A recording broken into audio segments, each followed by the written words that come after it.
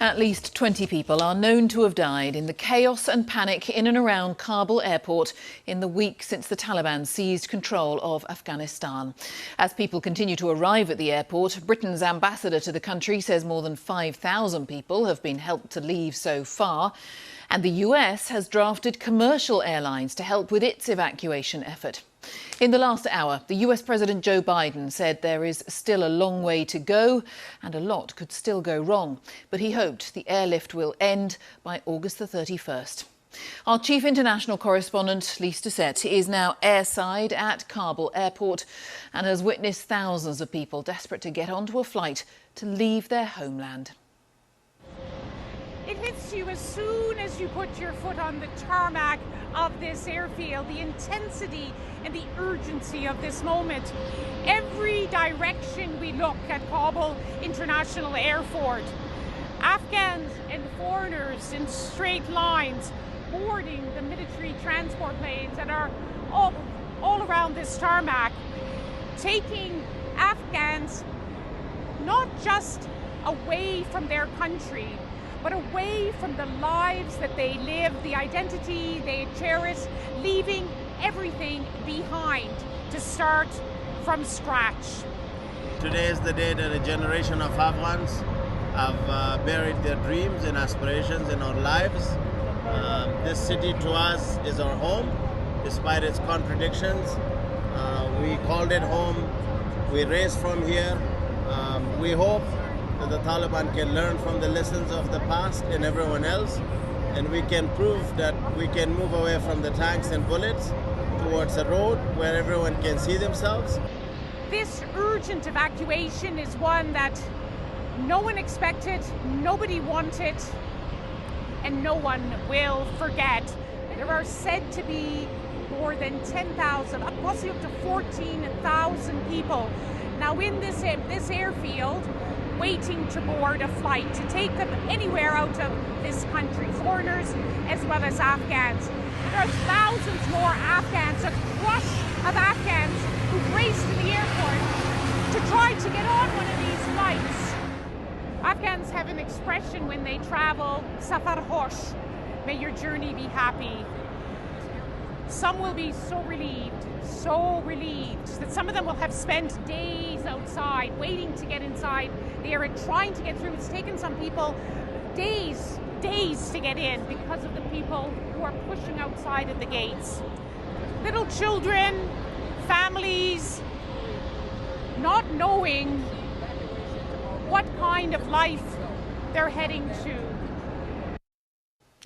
Lise Doucette at Kabul airport. Well, while thousands of Afghans have been trying to leave, many of the millions who are staying are anxious about the future, particularly for women and girls. The Taliban have said that female rights will be respected within the framework of Islamic law. But many people are concerned that women will be stopped from going to work and girls from going to school. Our correspondent, Sakana Kamani, sent this report. And just to warn you, it contains some distressing images. When the Taliban took over Kabul, many residents were terrified. But Rowena, a young female journalist, decided she should go and talk to them for her YouTube channel. That was the last video she uploaded. She's unsure if the group will approve of her working or not. For now, many offices have told female employees to stay at home. Many female professionals have fled in fear.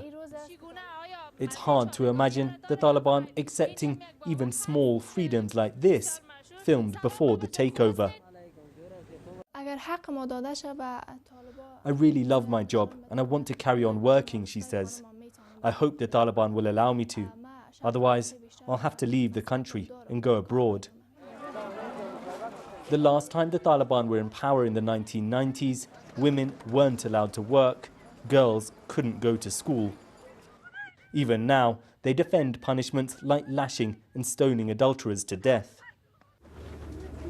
Today, under Taliban rule, you do still see some women out and about in Kabul, though significantly fewer than before. Many are simply too afraid to step outside. So far, here, they haven't been ordered to wear the burqa or to stay at home unless accompanied by a man. But no one's sure if that will last.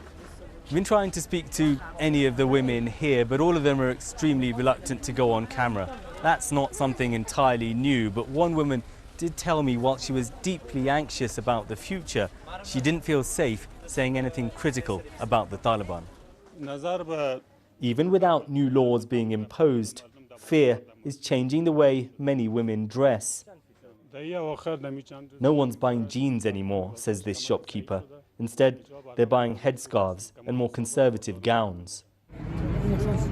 Many are deeply suspicious of the group, but today the Taliban told female employees at Kabul's mayor's office to return to their jobs. Durkhana was one of a handful that turned up. They just said, "You have to wear the hijab," she tells me, "but I already dress like this anyway." The Taliban have always been vague in their commitments to women's rights. In some areas, they've banned girls going to school beyond the age of 12.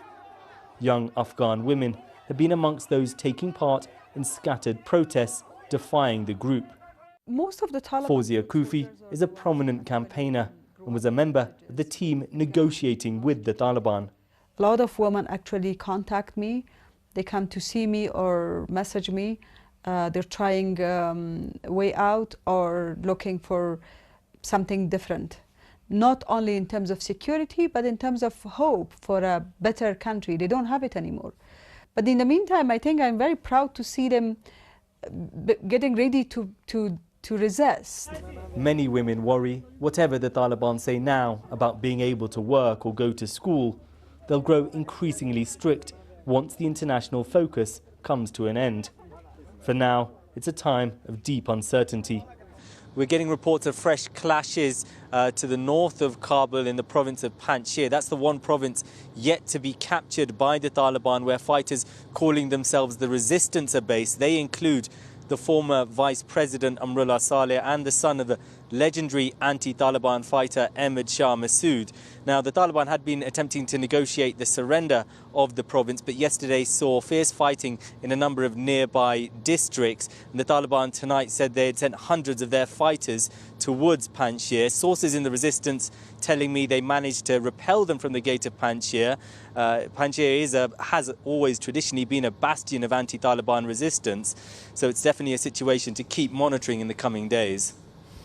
All right, Sekunda, thank you very much. Sekunda Kamani in Afghanistan.